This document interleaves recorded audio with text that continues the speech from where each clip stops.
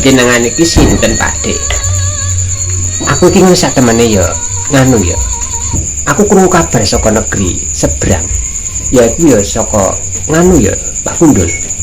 Loh. Kok dengaran kok lagi ketemu ngerti jenengku iki sak temene kowe sapa? Ngene Pak Gundul. Aku iki ya saka warga masyarakat dusun seberang. Aku krungu kabar yang desa Pangkadempel kene iki ana sing jenenge Dina Limbo. Maksudnya Dina Limbo arep kok kenapa? Ngene Pak Gundul. Aku kepengin ndadekke Dina Limbo iki dadi sesandinganku Pak Gundul. Loh. Ora bisa. Aku wis kawit biyen ya wis memendam rasa. Lah kok tiba-tiba mak bedunduk kowe teko kepengin memiliki dia. Ora bisa. Pak Gundul. Kepiye? Lah ora bisa iki kerja temene piye? Kurang ngerti aku sapa. Aku ora ngerti. Yang ngerti kudu awakmu iki sing jenenge Pak Gundul ana ing kene iki. Bener. Aku wis ora iso memendung rasa amarahku yen nganti awakmu kepengin cedak-cedaki Dina Limbo.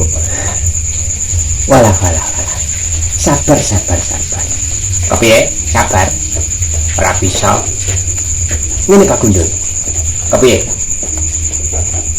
Pasawang saka busanamu wis beda karo aku lho Pak Gundul.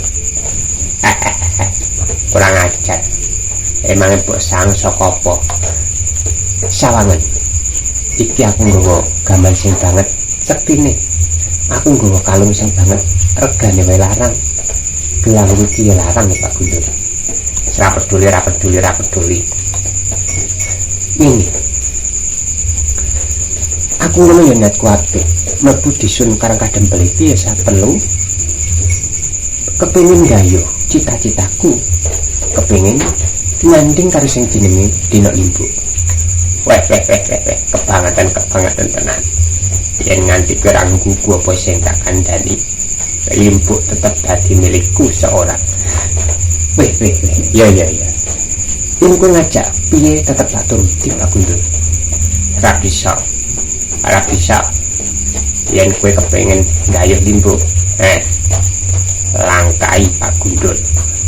Dari dulu sejak Limbo kecil wis tak jaga, bakal tak dadekke sesandinganku. Lah awakmu tiba-tiba mak bedunduk kejudul kepengin duweni, ora bisa. Ya, langkai Pak Gundul. Yen kowe pancen kepengin ngono, iya, maju. Ya. Doan.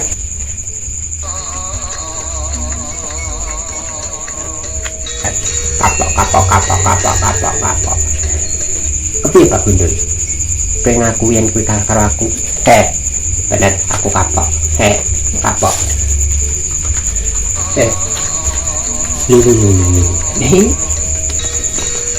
Dul. Kepiye kau? Iki jane ana apa to, Dul? Kok awakmu padha bermain apa iki? Wis iku anak-anak iku. Orang ngerti awakku iki lagi kalah karo iku pangenek. Emang rebutan apa, Le? Ngene sih to, Le. Lho. Aku dicelok to, Le. Ngene. Aku teko kene iki ya kepengin gayuh cita-citaku, Pak. Gundulan Bagong. Lho. Wis ngerti aku. Iya. Wis jenengmu wis banget tersohori. Nganti teko desa-desa wis padha ngerti jenengmu lho, Gong. Bener Kang, aku ngono sak temene yo isin. Bareng aku mempertahankan cintaku, tapi aku kalah karo sing jenenge pangenek. Mulai saka iku, kepiye Kang? Sik. Ngene ndul, piye Kang?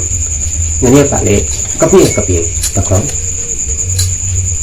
Pak Gundul karo pangenek iki padha-padha duweni katresnan karo sing jenenge Limbo. Bener, Bagong. Ya Kang, pancen yang ngono. Sik. Kabeh ora perlu dadi ngene. orang nganggo kekerasan, orang perlu nganggo sikut-sikutan. Saiki ngene iki ngono nganggo cara api-apian wae, yaiku iki berdua bareng-bareng mengutarakan isi hati. Engko sing dising ketampa yaiku sing bakal iso sesandingan karo sing jenenge Dina Limbo. Ngono Dul, ngono Pak Gambio. Bener Kong, tapi aku malu Kong, malu. Ya aku wis iso nampa yen pancen ngono. Bener. Ya wis ora usah padha eker, rasa padha tukaran. Dul, kepegang. Bali Dul. Pak Gambio ben mengutarakan isi hati dhisik. Wis aku tak balik Kong.